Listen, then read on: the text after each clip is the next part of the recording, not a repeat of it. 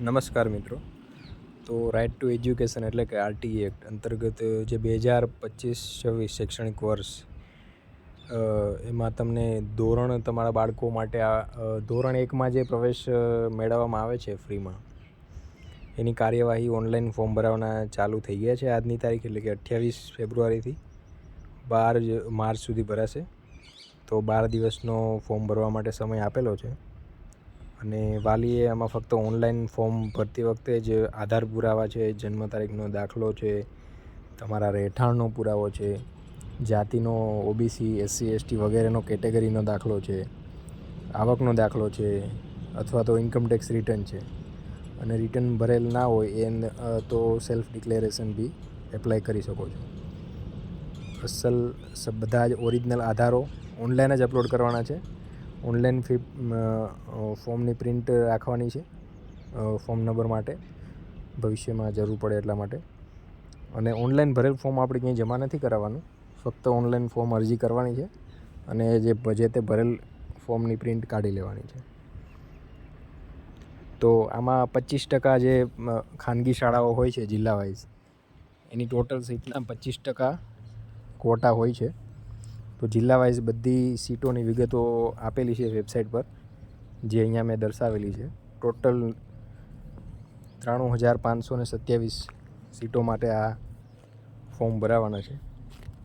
લાગતી વળગતી કેટેગરીના વિદ્યાર્થીઓને આમાં મોકો મળશે અને પહેલા ધોરણમાં પ્રવેશ મળશે. તો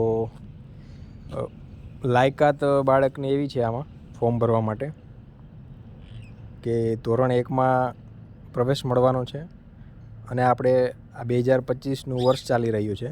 તો 1 જૂન 2025, 1 જૂન 2025ના રોજ બાળકે 6 વર્ષ પૂર્ણ કરેલા હોવા જોઈએ. 6 વર્ષ જો પૂરા થઈ જતા હોય 1 જૂન 2025ના રોજ, તો ચોક્કસથી આમાં ફોર્મ ભરો અને સરકારનો આરટીઈ એક્ટ અંતર્ગત તમે તમારા બાળકને પહેલા ધોરણમાંથી અભ્યાસક્રમમાં મૂકી શકો છો, ખાનગી શાળામાં સારું શિક્ષણ આપવા માટે.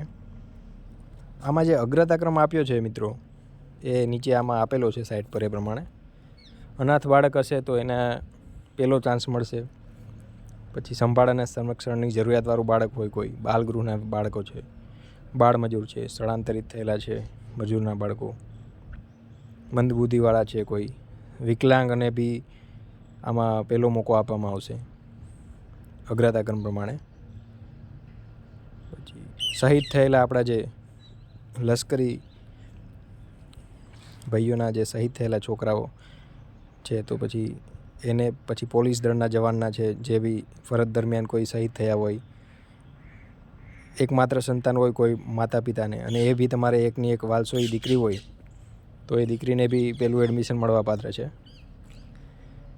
રાજ્ય સરકાર હસ્તકની સરકારી આંગણવાડીમાં આ બહુ સારું છે કે તમે સરકારી આંગણવાડીમાં જો અભ્યાસ કરાવેલો હોય છોકરાઓને, તો એને બી અગ્રતાક્રમ મળવાનો છે. અને બીપીએલ કુટુંબો છે જે 0 થી 20 આંક ધરાવતા, એસસી એસટી એસીબીસી બધા જ, એમને બી મળવાનું છે. પછી એસસી એસટીને છે આગળનો ક્રમ, પછી એસીબીસી છે સામાજિક અને શૈક્ષણિક પછાત વર્ગ, પછી જનરલ કેટેગરીના ઉમેદવારોનો છેલ્લો આપેલું છે અગ્રતાક્રમ. તો આ પ્રમાણે તમે વેબસાઇટ પર ફોર્મ ભરી શકો છો. અને એમનો જે કાર્યક્રમ છે એ નીચે મુજબ છે કે 28 તારીખ એટલે કે આજથી જ 12 દિવસ સુધી ઓનલાઈન અરજી સ્વીકારવામાં આવશે વેબસાઇટ પર. આરટી ગુજરાતની વેબસાઇટ છે જે ઓફિશિયલ, એની અંદર. એ જ દરમિયાન તમારે 13 તારીખ સુધી જિલ્લા કક્ષાએ જે તે સરકારી ઓફિસ પર એની વેરિફિકેશન થશે. એની અંદર કંઈ જો ડોક્યુમેન્ટ તમારે ખૂટ્યા હશે તો તમને એનું જાણ કરવામાં આવશે. અને 18 થી 20, 13 તારીખે ફોર્મ ભરાવાના પૂર્ણ થઈ જશે, 12 તારીખે, અને અઠવાડિયા પછી 18 થી 20 2 દિવસ કંઈ ખૂટતા ડોક્યુમેન્ટ હોય તો એ તમે પાછા એપ્લાય કરી શકો છો.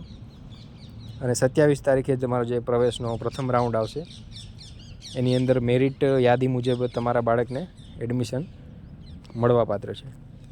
તો મિત્રો, આ વિડીયોને આપણા ગુજરાતી મિત્રોને ભાઈઓ અને દોસ્તોને શેર કરો. જે જરૂરિયાતવાળા બાળકો છે એના માટે બહુ સારી સ્કીમ છે. શેર કરો અને આવા જ લગતા વળગતા સરકારી નોકરી વગેરેના વિડીયો માટે આપણી ચેનલ ગુજ્જુ એન્જિનિયરને સબસ્ક્રાઈબ કરો. આભાર.